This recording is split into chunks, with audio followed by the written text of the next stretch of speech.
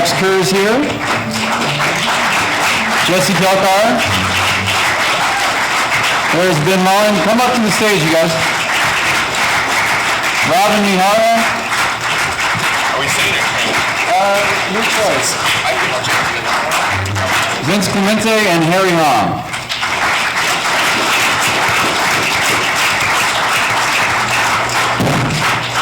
I should clarify that Vince is co-producer, and yeah, everyone else here you probably recognize from the film. So they just completed the qualifying round to get into tomorrow's tournament. And do you guys mind if I divulge the results? I don't know.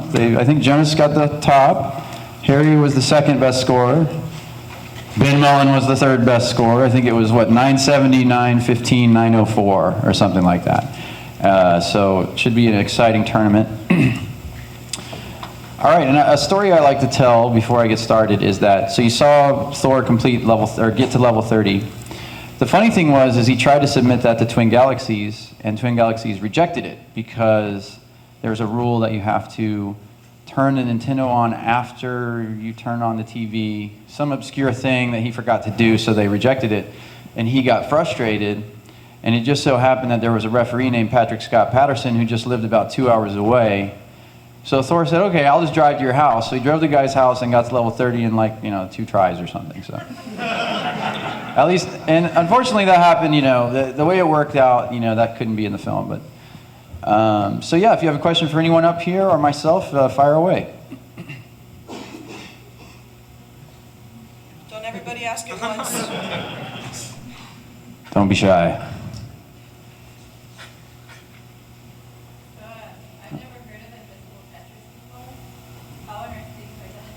Oh, well, we know how to answer that. Huh? Oh, those all work if you want to step up. So what's the, there, that works. I don't know.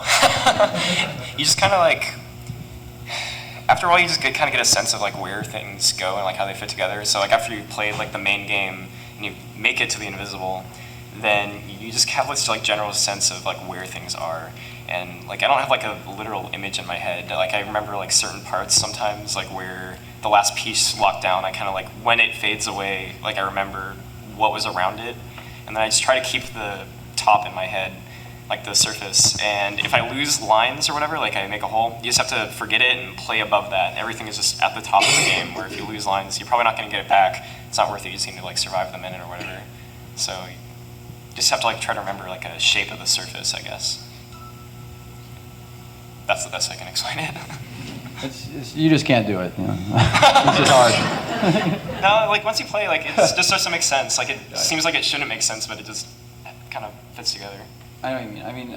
There's some TGM1 when you play versus, you can sort of throw an invisible spell on each other. Isn't that right? TGM1 has the X-ray where it kind of sweeps. TGM2 has the invisible, full invisible that it throws on somebody. Okay. I think that happened to me once, and I actually did okay. I was like, whoa, yeah. I did it. But I don't remember. Yeah. Anybody else? Has anyone ever maxed out in a tournament? No. We were thinking that might happen today. It didn't quite happen. I think you were one Tetris away, basically. Yeah, I went for pancakes after that. If I didn't go for pancakes, I feel like I could have maybe done it, but they were really good, so it was worth it. But no, the way the tournament works in terms of tomorrow is that you're actually sitting side by side, and it's whoever gets the best score for that given game. So it forces you to play quite a bit more conservatively. So it's less likely that you'd see a max out in a tournament setting, at least the way this tournament's set up. Jonas actually got a live max out a week before the tournament on Machinima. So it was the first ever live max out. Yeah. Machinima TV, we had a live stream. It was pretty cool. How long does it take you to do each round? How long is it to get to level 30? How many, an hour? It depends on, it depends on what, if you start on level 9, it takes about 13 minutes, and if you start on level 18, it takes about 19 or 20 minutes. Yeah, it depends on how, if you start at level 0. I think Alex is the only one that's crazy to do that. I think that's what makes the classic Tetris on Nintendo an intriguing record, is because it's not a marathon thing where it's just like standing there hula hooping for 6 hours or something. It's more like you have to play perfect within that 10-minute stretch. And that 10 minutes feels like an hour because every single move has to be right, you know. I mean, I don't know what it's like, but I'm guessing.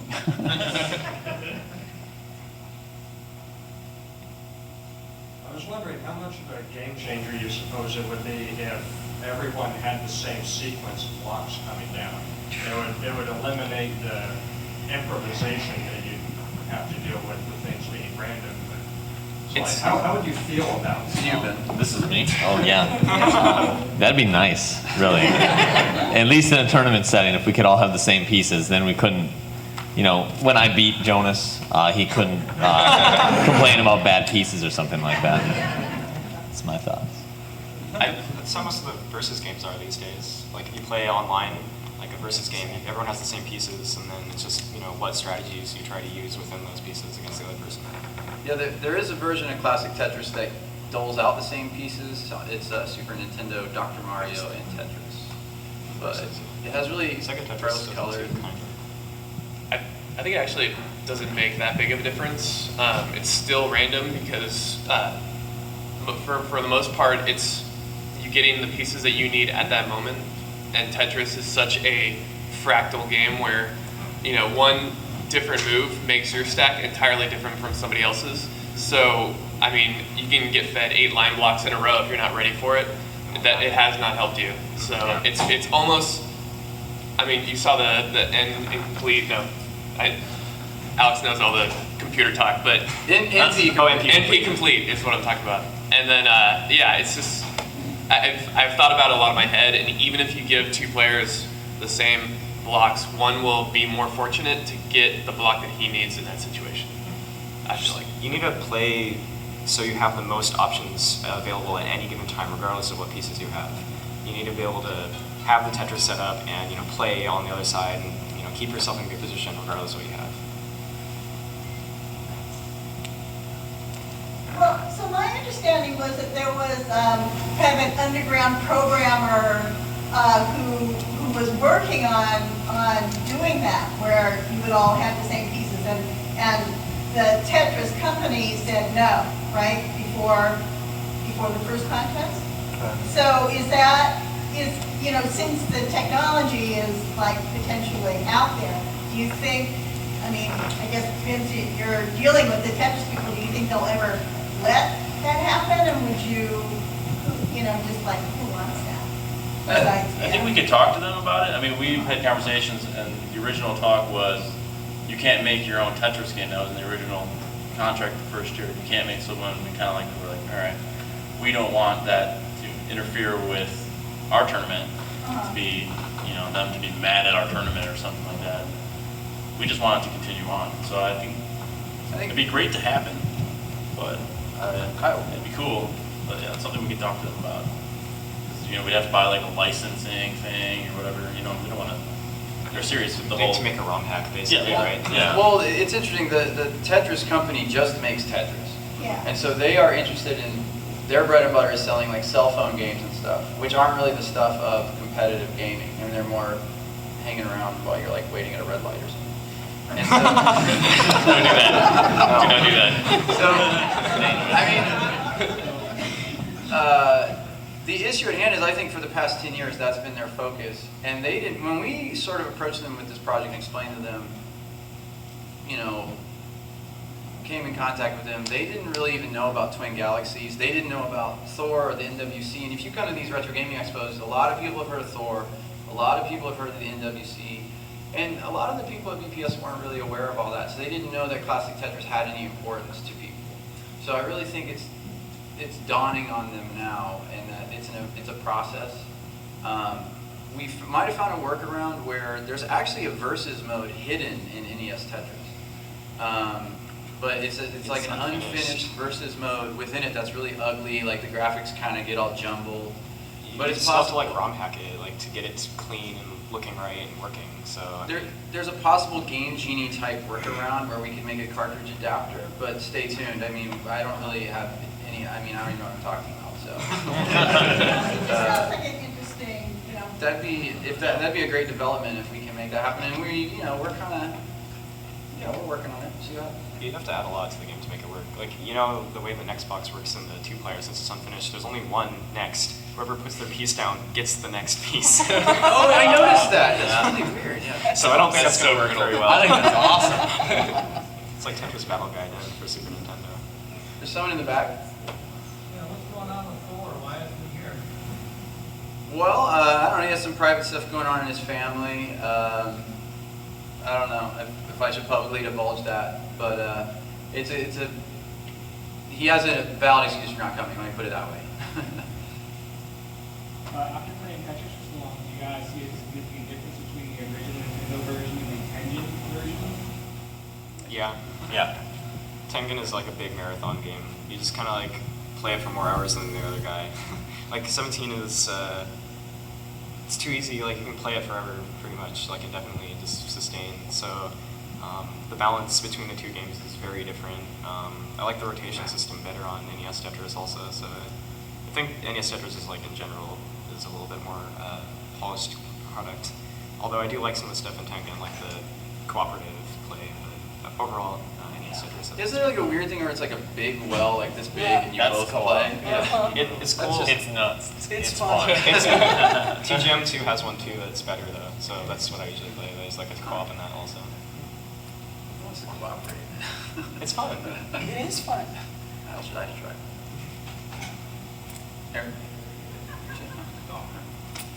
One on the Wii has a Mandy. co-op too. It's a little weird, but yeah. Tetris Party? Yeah. Not to get too serious, but I think I'd like to hear from some of you about what it's like to watch yourselves in this movie and the way Adam's captured you at certain points in your life, what it's like to watch it now, and then you guys here together now.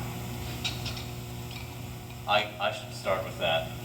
I watched myself in this movie, and I think I look really silly. Like I nickname every scene. One scene I call the bunched up pants scene. Bunched up. One scene I'm outside, my hair's all weird, and I often say things that make no sense. Those are the things they chose to put in the movie. I do make sense though. Sometimes. No, never mind. I don't. That's my feeling. No, he's exactly the way he is in the movie. Andy has no shame, so I don't know what he's talking about. You know, right? None. At all.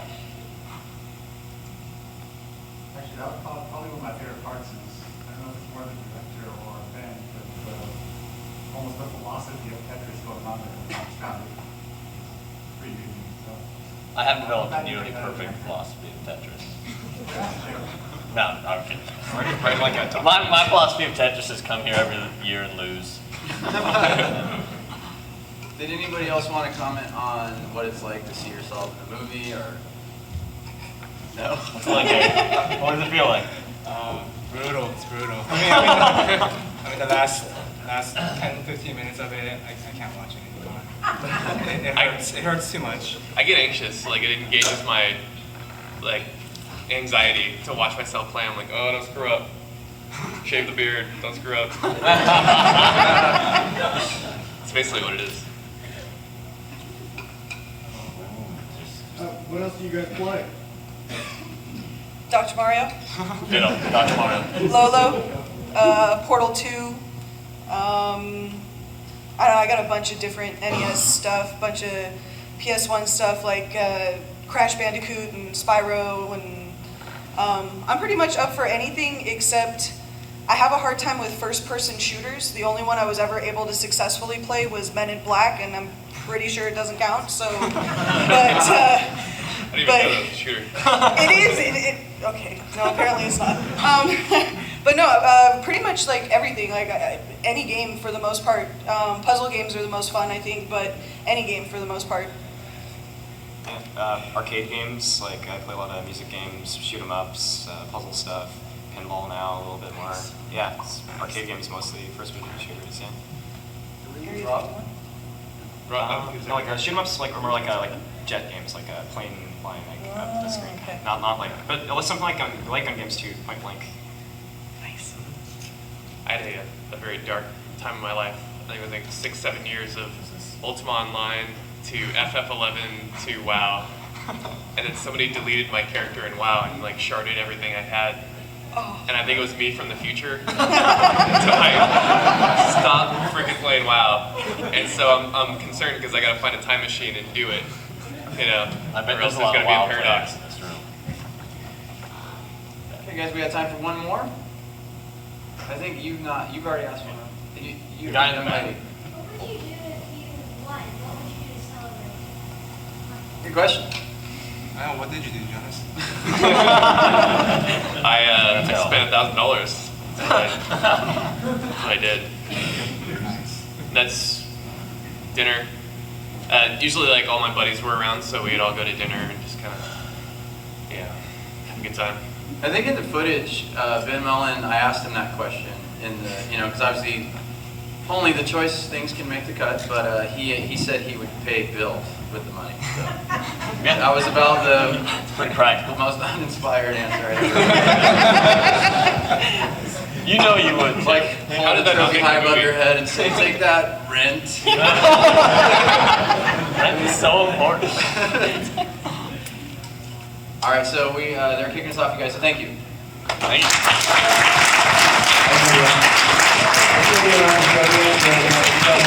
Thank you.